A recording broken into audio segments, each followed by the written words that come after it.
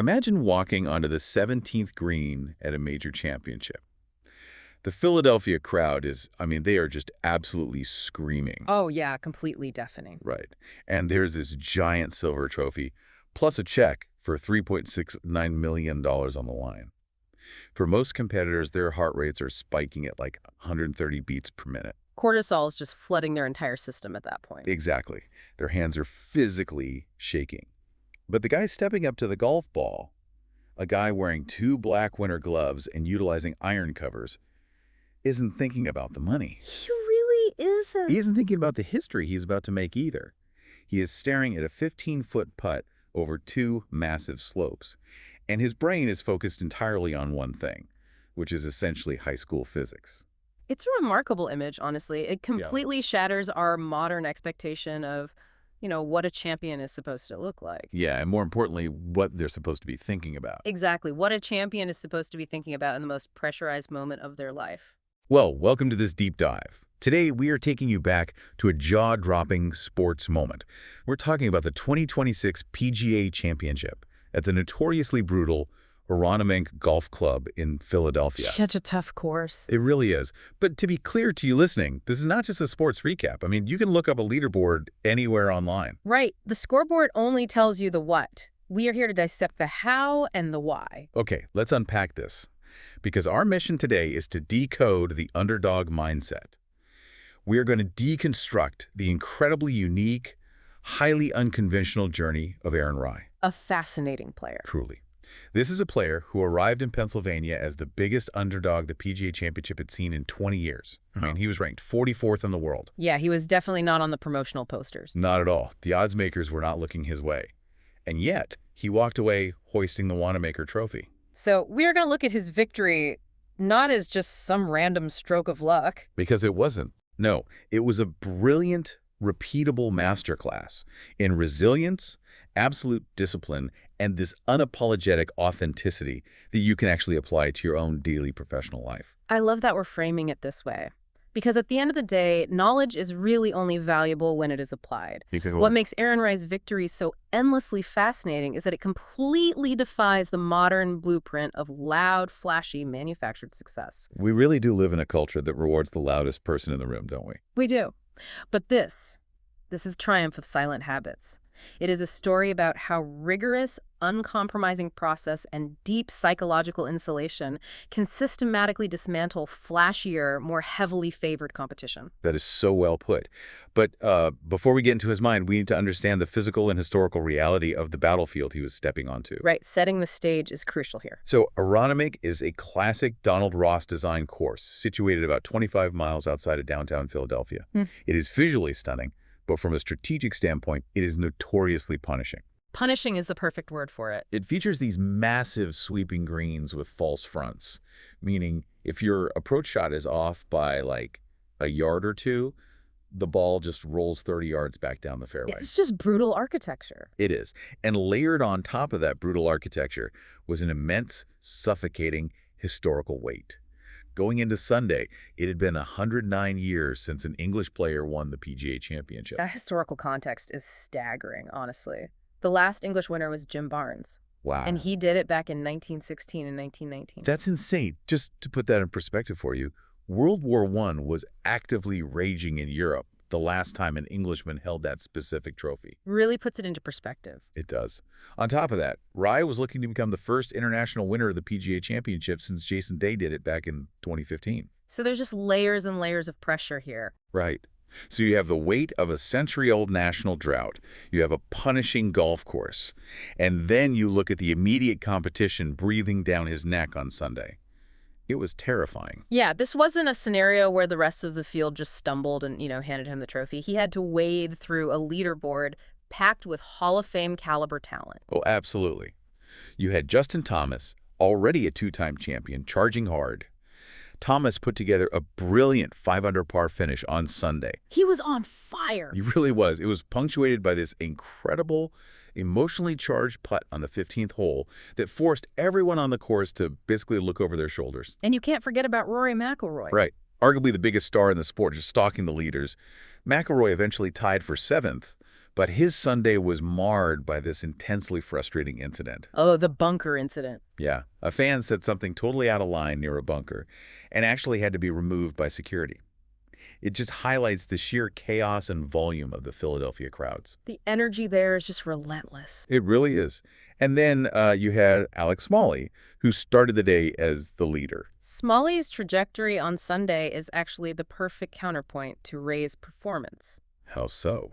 Well, Smalley went into the final round with a two-shot lead. He was completely in the driver's seat. But on the par 4 sixth hole, the pressure finally materialized physically. He made a devastating double bogey. Ouch. That hurts. It does. And if we look at the physiology of a collapse like that, it's rarely just a mechanical error, you know? It's an influx of cortisol. Right, the body literally reacts to the stress. Exactly. The heart rate spikes, the muscles tense up, the transition at the top of the golf swing gets just a fraction of a second too quick. That double bogey on the 6th is the exact moment the door creaked open for the rest of the field. But I want to push back on that a bit. Yeah. A guy makes a double bogey and opens the door. Sure. Right. But walking through that door on a Sunday at a major, with Justin Thomas posting birdies ahead of you. Yeah, that's fair. That requires a gear that most athletes just don't have. Rai didn't just casually stroll through the open door. He kicked it off its hinges. He really did. He shot a career-low 65 on Sunday. And here's the statistic that completely breaks my brain. Aaron Rai shot a better score every single day of the tournament. Which is just unheard of. Thursday to Sunday, his score went down every single day. That progression is a massive statistical anomaly. I mean, let's think about how a major championship golf course is actually set up. Okay, break that down for us. Well, from Thursday to Sunday, the groundskeepers actively make the course harder. They stop watering the greens so they become firm and fast, almost like putting on a hardwood floor. Oh, wow, so it literally gets physically more difficult. Exactly. They put the flag sticks in the most precarious, inaccessible corners of the greens. So as the environmental difficulty dials up to a 10 and the psychological pressure dials up to an 11, scores are supposed to skyrocket. Right, you'd expect everyone to start struggling. But for Rai to improve his score every single day, culminating in a 65 on Sunday, that tells us that his central nervous system was actually settling down as the chaos increased. That is wild. I am looking at the data from the tournament, and it just deepens the mystery for me. In modern golf, we are so obsessed with biomechanical power, it's like an arms race. Oh, absolutely. Guys are swinging at 130 miles per hour and driving the ball 350 yards. Yeah. But Wright isn't one of the longest hitters on tour.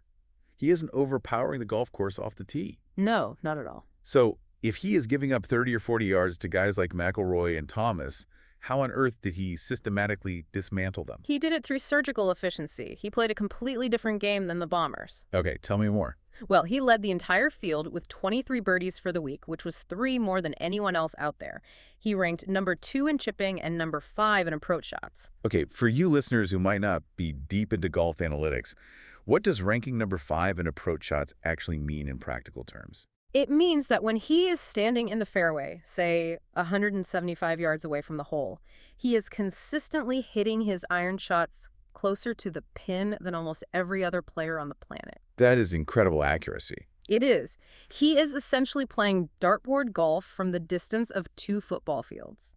In a sport that idolizes raw, explosive power off the tee, Ray dominated with absolute precision and emotional control. Okay, let's translate this. Yeah. Because if we look at the culture of high finance or the tech sector, it feels like the exact same dynamic. Oh, 100%. Often, the company with the flashiest marketing budget or the loudest, most charismatic founder, the equivalent of the guy hitting the 350-yard drive, they get all the initial attention, all the venture capital. Right, they make the big splash. But the organization that quietly executes the granular details, the ones with flawless customer service and an intuitive user interface, they are the ones who actually capture the market share and stick around. That is a perfect analog. Execution in the trenches always eventually outpaces superficial flash. But if that's true, if the data clearly shows that precision beats raw power in these high-stakes environments, why do so many people, whether it's a rookie golfer or a new startup CEO, still obsess over the flashy skills? It's human nature, I think. Like, why is everyone trying to hit the huge drive instead of practicing their short approach shot. Because power is highly visible, it's easily marketable, and it offers the illusion of a shortcut. A 350-yard drive looks incredible on a social media highlight reel. Yeah, it gets the likes. Exactly. It demands immediate respect, but precision. Precision is invisible. It requires grueling, repetitive, unglamorous discipline. The boring stuff. Right. It requires spending thousands of hours hitting a 7-iron into a 10-foot circle in the freezing rain when absolutely nobody is watching. People obsess over the flashy skills because it feels like a fast track to dominance. Well, precision is the long road. Precision is the long, quiet road of compounding effort. Which is the perfect bridge, really, because you can't just decide to be perfectly efficient out of nowhere. That kind of precision requires a bizarre level of insulation from outside noise. You really have to tune everything out. You have to literally not care what other people think of you.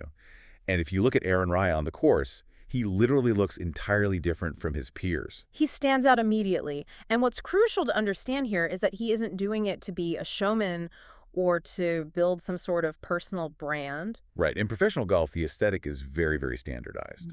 Players wear one sleek white leather glove on their lead hand, and they usually remove it when they putt. That's the uniform, basically. But Aaron Rai wears 2 black gloves all the time, every single shot. And he uses head covers on his irons. Which is just wild to see on tour. Now, for those outside the golf world, iron covers are, well, they're heavily stigmatized. They are viewed by golf purists as incredibly amateurish. Yeah, they really are. It's often compared to keeping the plastic slipcover on your living room couch. To do that on the PGA Tour is an extreme anomaly. It is considered a massive faux pas in the culture of the sport. Golf is deeply entrenched in tradition, aesthetics, and these unspoken country club rules. So my question is, why invite the mockery? Why not just take the iron covers off, wear one white glove, blend in with the other 150 guys, and avoid the side-eye? That's a logical question, right? Doesn't it take a massive amount of mental armor to willingly be the odd man out every single week? That is exactly the point, and it touches on a fascinating psychological concept, which is the cognitive load of conformity. Oh, I like that. The cognitive load of conformity. Right. In any highly pressurized environment, a Wall Street trading floor, a corporate boardroom, or a major championship conforming requires energy. You're spending energy just trying to fit in. Yes. If Rai were to change his habits just to appease the unwritten rules of golf culture, he would be spending subconscious working memory managing how he is perceived. He would be engaging in impression management. So you're saying that by actively refusing to fake it, he is actually gaining a physiological advantage. Precisely. Authenticity eliminates the cognitive tax of pretending. Wow. 2 gloves. He started wearing them as a kid during freezing winter practice sessions in England because it kept his hands warm, and he realized it gave him a more stable grip. So it's just practical. Entirely practical. And the iron covers. He grew up in a working-class family where his father meticulously cleaned the grooves of his clubs with a pin, and the covers protected that massive financial investment. That makes total sense. They just made logical sense to him. By normalizing his quirks early on, Rai reclaimed all of that mental energy. He isn't wasting 5% of his brain power worrying about looking cool. He reserves 100% of his working memory for the execution of his golf swing. Wow. It's like a superpower built out of sheer pragmatism. And he actually talked about the origin of this mindset in his press conference after the win. He did, yeah. He mentioned that when he was growing up, his father deliberately sheltered him. They would go practice at municipal courses, just the two of them. Because he was completely isolated from the elite junior country club scene, he literally didn't know what normal was. Which is such an advantage in hindsight. Exactly. He didn't know that kids with wealthy parents made fun of iron covers. And by the time he got old enough to realize it, those habits had already calcified into this unshakable confidence. This raises a critical question about how we develop talent. When we expose young athletes or even new employees to the industry standard too early, we often inadvertently limit their potential. Because we force them into a homogenized mold. Exactly. His father's decision to shelter him allowed his unique identity to take root in a vacuum, completely untrammeled by peer pressure. But let's be honest, that kind of impenetrable armor isn't built just by staying away from other kids. To truly understand how he developed this bulletproof mindset, the kind of mindset that shoots 65 on Sunday at a major, we have to look at the incredibly unconventional way his parents engineered his childhood training. We really do. Because they didn't just isolate him. They completely rewrote the rules of the game for him. The architecture of his early years is the true foundation of this underdog triumph. And it begins with a staggering level of family sacrifice. The details in the sources are really moving. His dad actually quit his job to be at the golf course with him every single day from the time Aaron was 4 or 5 years old. That's a massive leap of faith. It is. His mom worked multiple long-hour jobs just to provide food for the family and to fund his entry fees and travel. His sister had to start working at age 14 to help financially support the household. So everyone was pitching in. Yeah, the concept of relentless hard work wasn't just a poster on the wall. It was the air they breathed in that house. It was an ecosystem of total dedication.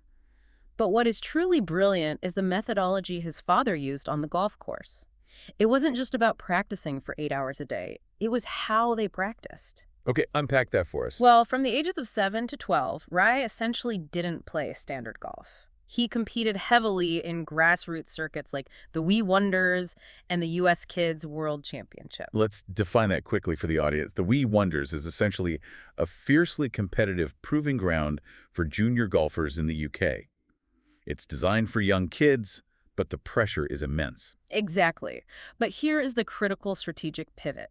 His father refused to let him play off the standard tees. He had Aaron play off customized, significantly shortened course lengths. Oh, that is interesting. He didn't allow him to move back to the ladies' tees until he was 12 years old, and he didn't let him play from the men's tees until he was 14. Okay, wait. I have to challenge this. If you are trying to forge a world-class champion, doesn't shortening the course create a false sense of security? It sounds like it would, right? Yeah. If you shelter a kid and let him play on easy mode, shouldn't he completely shatter the moment he finally steps onto the men's tees and realizes he's outgunned by the massive distances? It's a great question, and it's the exact reason why most parents push their kids too hard too fast. But Ray's father wasn't focused on distance. He was treating Aaron's brain like a muscle. Okay, how so? Let's look at the psychology. If you take a typical 8-year-old and put them on a 400-yard par 4, they are going to swing as hard as they can. They're going to chunk the ball, meaning they hit the dirt behind the ball and it barely moves. They're going to get immensely frustrated, and they're going to write down an 8 on their scorecard. Right. It's just a miserable experience. Exactly. All they're learning is the emotional rhythm of struggle and failure. So they are basically normalizing a cortisol spike. They're associating the golf course with anxiety and inadequacy. Precisely. But by playing from the shortened tees, Aaron could reach the green in regulation, meaning he could get his ball onto the putting surface in the mathematically expected number of shots. Ah, I see. His dad was training his central nervous system to normalize the dopamine hit of a birdie. He was teaching him how to engineer a score of par or better. He learned the physiological feeling of winning, of closing out a round, of executing under pressure, rather than the frustration of simply trying to survive a yardage that his prepubescent body couldn't handle. That makes so much sense. He was building the software for winning before he had the hardware. Beautifully put. And while he was doing this, the sources mention he was obsessively studying greatness. He grew up idolizing Tiger Woods, watching VHS tapes of Tiger's amateur and early professional wins 2 to 3 times a week. He was the student of the game. He really was. Yeah. He also idolized Cristiano Ronaldo. He gravitated toward athletes who were known not just for their natural talent, but for their psychotic, relentless work ethics. He was programming his subconscious. And if we translate this customized tease strategy to the corporate world or to personal development, it is incredibly revealing. How did it translate? We see it all the time.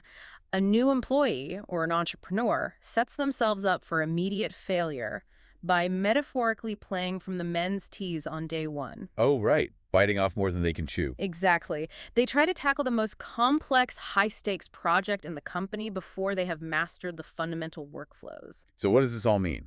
You don't fight the final boss at level 1. Exactly. It means it's about cognitive load management. When you scale the challenge to your current ability, you free up your brain's working memory to focus purely on technique rather than operating in a constant state of survival. Yes. True discipline is having the humility to scale the challenge to your current ability. It's about mastering the granular fundamentals of scoring in your specific environment before you add distance or complexity. It's a much healthier way to learn. It is. Resilience isn't just about suffering through massive failures and gritting your teeth. It's about engineering small, consistent, daily wins to build a robust, unshakable psychological foundation. But how does this foundation of scaled learning translate to the gauntlet of a major championship? Because eventually, you do have to step back to the championship tees. You do. There's no hiding at a major. Right. You do have to face a 7,300-yard monster like Aronimink on Sunday, with Justin Thomas breathing down your neck. It translates perfectly, actually, because when you spend your entire formative childhood learning how to execute the process of putting the ball in the hole rather than just surviving the yardage, your brain wires itself differently. So you're focusing on the action, not the fear. Yes. When the stakes are at their absolute highest, your brain doesn't panic because it isn't focused on the stakes. It retreats into the safety of the execution process. Let's see exactly how that mechanical retreat played out on the back nine on Sunday. Let's look at the execution down the stretch. The 14th through 18th holes at Aronimink are an absolute gauntlet. It's a notoriously brutal finishing stretch. It is a stretch of holes designed to break professional golfers. Yet Rai played that difficult stretch at even par for the entire week. But on Sunday, maintaining even par wasn't enough. He had to pull off some absolute miracles to hold off the field. And he did it by staying aggressively present in the moment, detaching entirely from the context of the tournament. Look at the 13th hole. It's a drivable par 4, meaning players are trying to hit the green from the tee box. Rai hits his tee shot into a greenside bunker. Tricky spot. Now, this isn't just a standard splash-it-out bunker shot. He's left with a 40-yard bunker shot off a slight upslope. Oh, that's incredibly difficult. Right. In professional golf, a 40-yard bunker shot is widely considered the hardest shot in the game because you have to swing incredibly hard to carry the distance, but you have to hit a precise amount of sand behind the ball to control the spin and the trajectory. It requires absolute precision. If you miss by a millimeter, the ball flies over the green or stays in the trap, and he hits it to a tap-in distance for birdie. That shot requires immense trust in your biomechanics. But the shot on the 16th hole is even more telling regarding his mental state. The 16th hole. He has a 5-iron in his hands. The wind is blowing hard from the left, and the ball is sitting on a slope below his feet. A nightmare scenario for a right-handed golfer. For sure. For a right-handed golfer, when the ball is below your feet, the physics of the swing naturally dictate that the ball is going to slice or curve hard to the right. Add a left-to-right wind, and the elements are violently trying to push the golf ball away from the target. In that specific scenario, with the lead in a major championship, most players are paralyzed by the fear of missing the green. They just want to bail out and try to save a bogey. Just survive the hole. Right. But Ray executed a flawless strike, landing at 15 feet from the pin. He was able to hold the club face square through the impact zone, fighting the slope and the wind, because his mind was anchored exclusively in the technical requirements of the shot. That's the process taking over. Exactly. He wasn't thinking, if I hit this in the water, I lose $3 million. He was thinking about his angle of attack. And that clinical mindset brings us to the defining moment of the championship, the 17th hole. He has a 15-foot putt. He's got a one-shot lead. The tension must have been unbelievable. If he makes this putt, he gets to 9 under par and essentially seals the tournament. But the putt is a nightmare. It has to travel over 2 giant humps on the green, meaning the ball has to travel uphill, turn, go downhill, and turn again. Basically a roller coaster. Seriously. After the round, in his press conference, he admitted something incredible. He completely ignored the leaderboard all day. When the media asked him what was going through his head standing over that putt on 17, he didn't say, "I knew it was for the Wanamaker trophy." He said his only thought was speed and getting it close. That quote right there is the absolute essence of his mental fortress, focusing on process over outcome. When he stood over that putt, his internal monologue was stripped of all emotion. It was purely clinical, speed and lines. By reducing a championship-winning, life-altering moment to basic physics and geometry, he detached from the magnitude of the pressure. He bypassed the physiological anxiety response altogether. In the source materials covering his win, Rai described Aronimink as punishing the moment you lost a split second of focus. And we have to remember the physical reality of what these athletes are doing. It's grueling. Professional golfers walk an average of 10 to 12 kilometers around. They're doing this over 4 consecutive days, often in grueling heat, carrying the immense compounding psychological weight of their decisions in near silence. It is an absolute endurance test of the central nervous system. Decision fatigue is a very real biological phenomenon. Which leads to a highly practical lesson for our everyday lives. How do you maintain that level of calm and clarity during difficult decisions when you are physically and emotionally exhausted? In the articles covering Rye's journey, there is a brilliant hidden insight into his routine. The quote is, "When I take care of my body, my mind stops sabotaging my decisions." That is a profound realization. We often think of mental toughness as an intangible trait, just gritting your teeth and pushing through. Right, the whole Mamba mentality thing. Exactly. But cognitive resilience is explicitly tethered to your physiological state. Sleep hygiene, caloric intake, and physical vitality are the hidden pillars of mental focus. You cannot outthink a sleep-deprived brain. It's biologically impossible. Right. If your body is exhausted, your prefrontal cortex, the part of your brain responsible for complex decision-making and impulse control, literally powers down. Your brain will naturally gravitate toward the path of least resistance, which usually manifests as panic, rushing, or poor execution. So hitting the 5-iron on the 16th hole isn't just about the golf swing.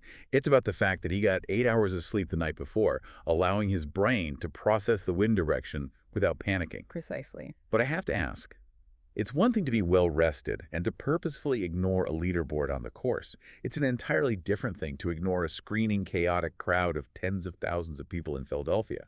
Oh, for sure. Philly fans are intense. How do you actually build that mental bubble when the external noise is physically deafening? The technique he uses to build that bubble is fascinating because it is entirely counterintuitive.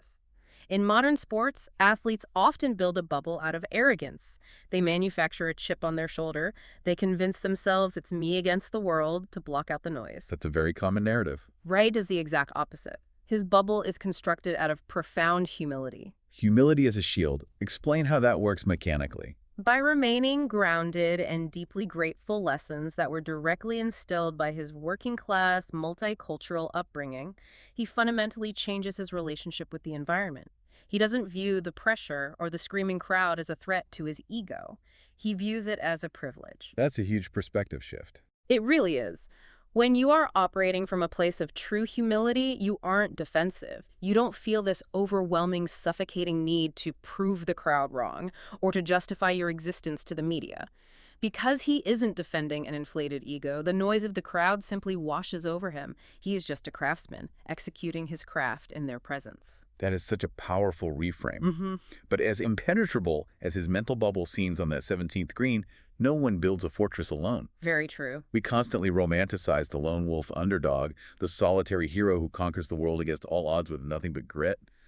But Aaron Rye's story completely dismantles that myth, doesn't it? Absolutely. The lone struggling underdog is largely an oversimplified media narrative. The reality of high-level performance is that it requires an incredibly robust, carefully curated ecosystem of mentors, family, and support that allows the individual to focus entirely on their craft. Let's look at the architecture of his emotional success, starting with his wife, Gora. They were married in April of 2025. And she isn't just a supportive spouse standing on the sidelines, she is a professional golfer herself, who competed on the Ladies European Tour. Which brings a whole different level of understanding to their relationship. Right, she was a top amateur in India. And according to Rye, she regularly beats him in short-game TrackMan practice. Which is incredible! For you listeners, TrackMan is an advanced Doppler radar system used by pros to measure every conceivable data point of a golf swing, spin rate, launch angle, club path. The fact that they are competing on this system together is highly significant. Right. Why does that peer-level accountability matter so much when it comes to his response to pressure? Because it provides a level of empathy and tactical understanding that a non-athlete spouse simply couldn't offer. Having a partner who intimately understands the technical nuances of a wedge shot and the agonizing mental toll of a missed cut is a massive competitive advantage. It's not just emotional support, it's professional validation. He specifically mentioned that the night before the final round, they had a 30-minute conversation in the car. It wasn't just, "You can do it, I believe in you." It was much more structured than that. Yeah, it was a tactical and emotional framing session that he physically carried with him to the first tee on Sunday. Then you look at his coaching team, Andrew Proudman and Piers Ward, who run the wildly popular Me and My golf platform. They've been with him forever. He has known Andrew since he was 4 years old and Piers since he was 8. He doesn't view them as employees. He refers to them as big brothers, essentially family. That kind of trust takes decades to build. He told this amazing story about Piers staying on the putting green at Wentworth with him until 11:30 p.m. on a Tuesday night to fix a minute stroke issue, and then Piers having to drive 2.5 hours home in the dark. If we extrapolate this to the corporate or entrepreneurial world, the lesson is clear. True resilience is never a solo endeavor. Having mentors who will metaphorically stay on the putting green until 11:30 p.m. with you people who are fundamentally invested in your holistic growth as a human being, not just your quarterly output, is the difference between having a good career and achieving greatness. That's the ultimate safety net. It is. You cannot weather the storms of a major championship or a massive corporate crisis without that kind of unconditional backing. And in Rye's case, it wasn't just emotional or technical support. It was critical financial backing. His primary sponsor, Shabir Renduri, stepped in and acted almost like a second father. Which was so necessary for his early career. He paid for Rye's private education, and he funded those exorbitant early travel and entry fee expenses, giving him opportunities he never would have had coming from a working-class background. Which highlights how multifaceted and fragile the journey to success really is. Without that financial intervention, his work ethic wouldn't have had a platform, and Rye deflects the spotlight to these people beautifully. He never takes all the credit. When the media pressed him about his incredible poise under the intense scrutiny of professional success, he immediately credited this entire team. He pointed to his parents, his sister who worked at 14, his wife, his coaches, his sponsor. And he also deeply credits his heritage. He is incredibly proud of his diverse, multicultural background. It's a huge part of his identity. He had a working-class English upbringing, his mother has Kenyan roots, and his grandparents have Indian heritage. He draws immense strength from representing all of those threads. He isn't carrying the weight of the world on his shoulders. He feels like he is carrying the support of his world. That completely changes the psychological paradigm. When you view yourself as the focal point of a dedicated community, rather than an isolated gladiator fighting for survival, the pressure of a Sunday at a major becomes a shared experience, not a solitary, crushing burden. It changes it from, I have to do this, to, we get to do this. That is profound. Okay, let's bring all of this together. We've covered the history, the biomechanics, the psychology, and the support system. How do you, the listener, take the essence of Aaron Rye's historic weekend at Aronimink and apply it to your Monday morning? It requires taking a brutal, honest inventory of your own daily processes and the systems you have built around yourself. Exactly. Let's summarize the key takeaways from this deep dive. First, the power of unapologetic authenticity. Put on the two gloves. Use the iron covers. Stop wasting your precious cognitive load and working memory trying to conform to the unwritten aesthetic rules of your industry. Focus purely on the mechanics of your actual work. Such an important lesson. And second, the absolute necessity of scaling your challenges to build confidence. Remember the customized teas. Right. Don't set yourself up for failure. Don't set yourself up for physiological panic by taking on the hardest task first. Engineer small wins. Train your nervous system to expect success and build from there. Third, the fierce discipline of focusing on the process. Ignore the leaderboard in your own life. When the stakes are highest, reduce your focus to the smallest executable action. Speed in lines. Control your breathing. And finally, recognize the critical importance of a loyal support system. Do not try to be the lone wolf. You won't survive as a lone wolf. I want to leave you with a brilliant quote from the sources we analyzed regarding Rye's journey. Everything in this life makes a big difference, no matter how small. With each step, you get closer to success. How many times we give up one step before the end of the game? Aaron Rye didn't win because of one magical swing. He won because of a million tiny, silent steps of compounding discipline. Embrace your own silent habits. Be the voice that works diligently, thinks clearly under pressure, and executes without needing to shout for attention. And this raises one final provocative question for you to mull over as you go about your week. Yeah. We spent a lot of time dissecting how Aaron Rye's father had him play off customized, shortened teas as a kid to teach his nervous system how to win. I want you to think about the biggest, most stressful goal or project in your life right now, the one that is keeping you up at night. Are you needlessly punishing yourself by playing from the hardest teas just to prove a point to people who aren't even watching? Oh, that's a tough question to answer. What would it look like to swallow your pride, shorten the course, and just focus on getting the win today? That is a phenomenal thought to end on. Taking the ego completely out of the equation to protect your execution. Thank you so much for joining us in this deep dive into the underdog mindset. Keep learning, keep questioning the standard blueprints of success, and keep unpacking the fascinating world around you. We'll catch you on the next one.